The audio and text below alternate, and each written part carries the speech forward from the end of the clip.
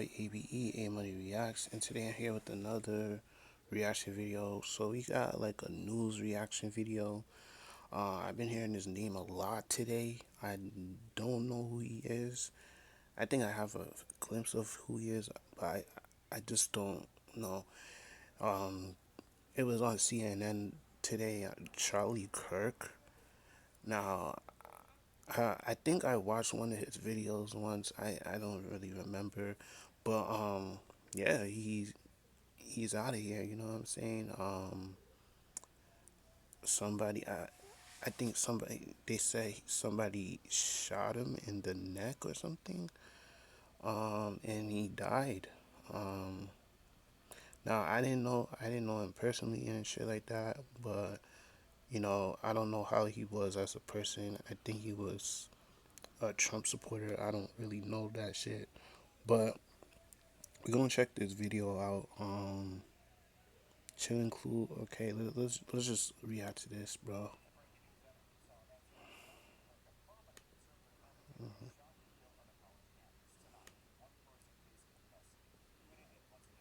Hold on, my fault. Hold up. Let me make sure my audio is good. Hold up. Okay, all right, should be good now. All right. With conservative politics that President Trump announced his death on social media today. Kirk was killed during an event for his nonprofit, Turning Point USA, which advocates for conservative politics on high school and college campuses.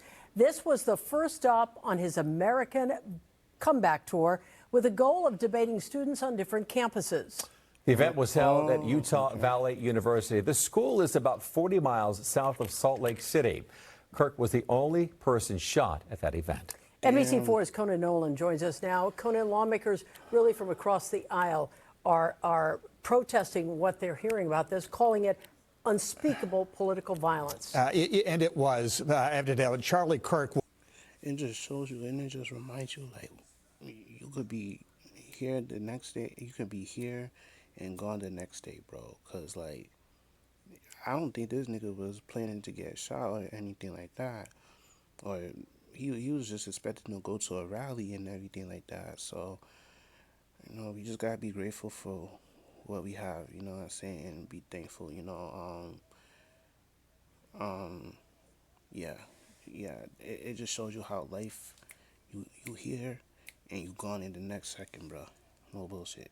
Was one of the most important figures in the conservative movement in America. There is no doubt about that. You can make a strong argument that Donald Trump would not be president without Charlie Kirk, because the effort at getting out the vote, I remember in that campaign where... Nah, I'm not into politics like that, you know what I'm saying? That's just me.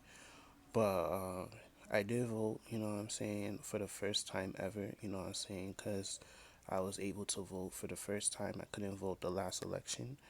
I was like a type of person where, like, man, if I vote, like, will it matter, bro? So, after some convincing, I went and vote. I voted for Kamala and everything like that. She didn't win, and we're stuck with Trump. Yeah, that's a whole nother topic. But yeah, I'm not really into all of this stuff, you know what I'm saying? Like, whoever becomes next president is just like, they're gonna let another weird ass nigga in, bro. That's just how I'm looking at it. If they let Trump's weird ass in, who else do you think they're probably let in Kanye West. Remember Kanye West said he was gonna run for president? Yeah. Now they probably let his weird ass, get in there if he decides to run for 2028. But hopefully that nigga doesn't, cause this world would be shit, bro. I ain't already shitty. But yeah, that's crazy. Where was the get out the vote effort from Donald Trump? It turned out it was from this man. He went to fraternities across the country and galvanized support, particularly from young men, many of whom voted for Donald Trump and nobody else. It was one and done. Charlie Kirk was somebody who, for the past 10 years, has mobilized a movement on college campuses that certainly reaped rich dividends in this last election. And I have to tell you, his loss is absolutely stunning, particularly for the conservative movement, but in terms of articulating public policy. He was a bright guy. If you go to his website, very controversial. Progressives hated him, and he was. Like, I was so confused when this shit happened. Like, when this, like, why, like, this was on the news a lot. But, like, if it was a black person, I feel like they'll just move on and shit. But if it's, like, an important black person, like a singer, yeah, of course, they're gonna, like, you know, cover that. But, like, you know what I'm saying? I never heard of this guy until today. You know, I didn't really watch him. I didn't really watch him, so I don't really know. Was very much in one of behind the Stop the Steal, and he questioned the vaccines during COVID. But he's a very articulate guy, and this is a huge loss. You talk about how he wasn't a favorite of progressives, yet he appeared on Governor Gavin Newsom's podcast at the request of his 13-year-old son. Yeah, that's right. Now, one of the reasons people in my line of work give him credit is because Charlie Kirk wanted to engage personally. Yeah.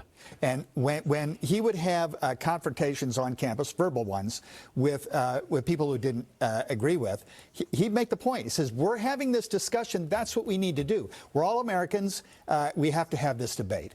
And he won over plenty of those students, not on his argument. They still disagreed with him, but they appreciated that he wanted to talk.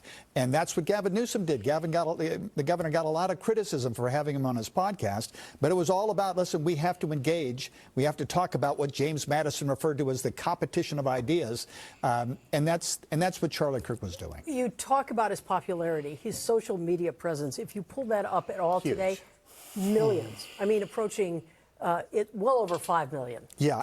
I ain't know this guy was popular like that. No bullshit. Cause I ain't even hearing of him till today, bruh. This nigga was really popular, bruh. But I don't know. Like, And he was a voice of a lot of young, particularly young men who did not feel connected to the political climate of the day. There are a lot of things they thought weren't right on college campuses, and he would show up and he would give voice to their concern. So yeah, it's in terms of the tenor of the debate, this was a huge loss because of, you know, he would even impress some very liberal Democrats when he would tell you his knowledge of critical race theory and where it started years ago on. all right, bro, they just yapping, bro. Like, did they find a person or some shit like that? Like, Plenty of times, college campuses, the administration would get. he was popular with some people and others not, like most political people. Oh, okay. Yeah, I don't really know. And like, I just saw him on the news today. I'm like, who the hell is this? But yeah, like who, like they're just yapping. I just need to know, like, and how the fuck did there was no security that checked the fucking shit? They was locking. No bullshit. Like, isn't it supposed to be tight security in college? He was known for debating, I believe. I think I watched one of his videos when he was going back with a college student, but I didn't know that was him. I just had to make sure. But I don't, like I said, I'm not really into politics like that, so I don't. Place on this college campus during Charlie Kirk's event. Kirk often debates people, as we mentioned, face-to-face. Tempers flare sometimes, but everyone walks away. And frankly, no one could have predicted something like this would happen today. Our investigation. But where was the security though? Like, how did they not see? Was it outside or inside? If it was inside, like, where the hell is the security? If it was outside, I mean, that's understandable. I think that you can, but like, I don't know, gang. Like, Holy. Investigative reporter Eric Leonard joins us live from the newsroom. Eric, outside of a political figure, no one gets any kind of extensive security detail. What do we know? We saw people on stage with him. Was there any kind of security out there today? Well, there was, but it was limited because, again, this is not a national security. You saw him getting on X. It was terrible. Yeah, I don't want to see that. I ain't gonna lie. They said, when I was watching the news earlier, they said he got shot in like the neck or some shit like that. Is that true? And then like some person saw him slumped over or some shit. Maybe I'm like wrong or something. Side of the neck, okay. Yeah, and somebody told him like he felt like he leaned over into like the floor or some shit. That's what I saw in the news. Security event like you would see if the president or a high elected official were to visit, and there would be a huge security bubble and restricted entrances. I mean, this was an open event, open to anybody. There were no choke points where people were required to pass through specific entrances and exits. There was no screening of the people that arrived there. We know that Charlie Kirk traveled with a small private security team, including a driver, a few other people. They met with the university's security, or the university's police department, in planning the event. The police department had about 6 officers there. But if you look at the video and the pictures we have. 6. So it was outside? Okay, yeah, that's understandable, I guess.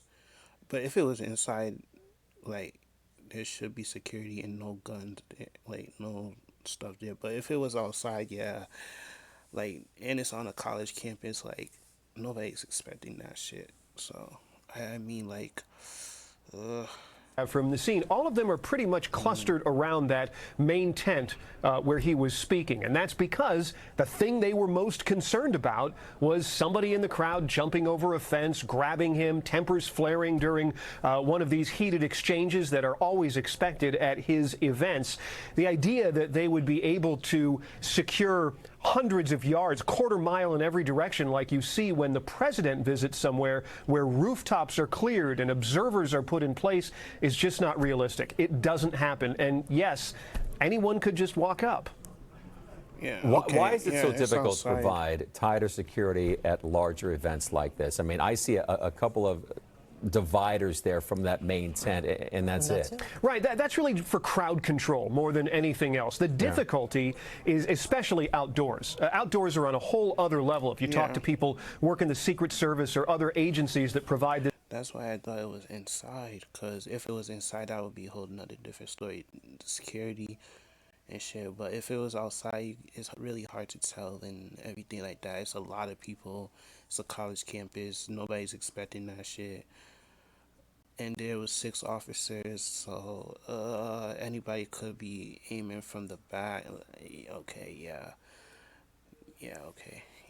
This kind of protection, you have to be able to control a perimeter to decide who gets in and who doesn't. You have to be able to screen people that go in. Every screening station, if you're screening for weapons, you got to have somebody there who also has a weapon, because after all, what are you going to do if you detect one?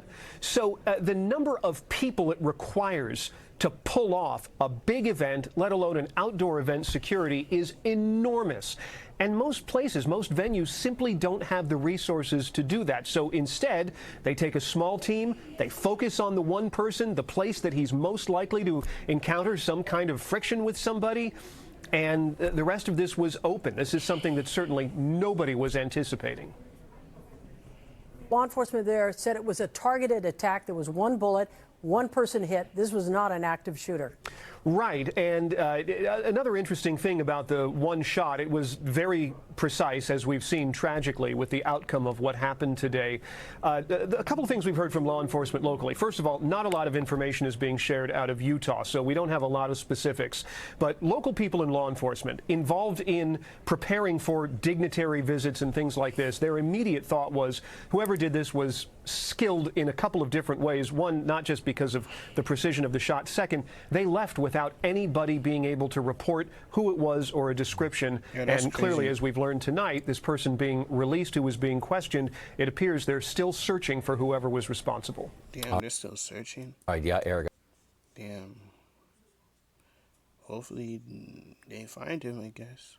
You know what A I'm little saying? more on that. We appreciate your insight You and got it. context. Again, we have just learned, as Eric mentioned, the suspect has been released. As of now, no one is in custody. Meantime, in the aftermath of that murder, a local event tonight featuring another conservative political commentator has been pushed back. Ben Shapiro was scheduled to appear at the Ronald Reagan Presidential Library in Simi Valley. That event has now been postponed. A new date has not been announced. Our coverage of Charlie Kirk and his murder continues here at 5:30. We'll have a live report on his career and his appearances here in Los Angeles. We're also posting updates on the shooting investigation on our website, NBCLA.com, and on our NBCLA. Hey, sad, you know what I'm saying? I didn't know the man personally. I think they said he had like 2 children or some shit like that, and a wife. So shout out to pray for them. It's crazy. You know what I'm saying? You know, like I said, you could be gone and you can be here today and gone tomorrow. You know what I'm saying? You know, I know he was not expecting to have this happen to him and everything like that.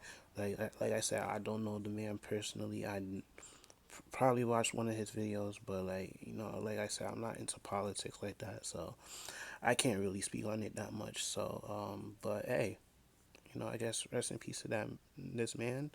You know, that's all I gotta say for this, you know what I'm saying? But yeah, I'm out. Peace.